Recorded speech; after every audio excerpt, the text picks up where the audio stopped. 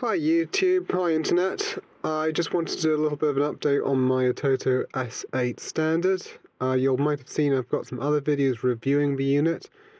I've got along quite well with it, it's been great. However, I have been unfortunately finding my battery has been drained right down, which resulted in me buying a new battery which also got drained down. And doing a few tests, did some draw tests on the battery. I could see there was parasitic draw, and unfortunately my suspicions led me to the head unit. So I've got this currently plugged into my fuse box. You might be able to see under there, in there, there's a tap and that's on a constant. So this head unit, it gets two feeds, it gets an ignition and a constant. And that constant, you can see I've disconnected, so that's taken off.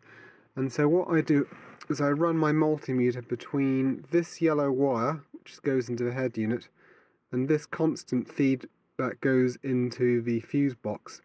And unfortunately there's a consistent half an amp drain, and that is what is killing my battery. Now, I've been really playing around with this. I've taken the main harness out.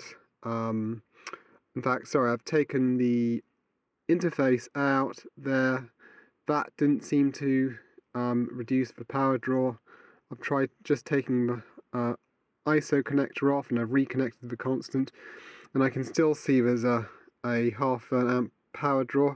So unfortunately all the roads are sadly leading to my head unit. So at this point in time I really don't want to have to part ways with the head unit. It's been great, but I just can't get to the bottom of this power drain issue. It's absolutely sapping it. I've tried to reconnect the constant and check these right up to the harness, and I'm just not getting an answer. And the power drain really seems to be coming from the unit. So that's about it from me. I've emailed Atoto support, so hopefully they can help.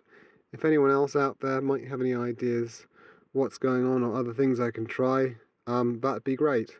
Thanks guys.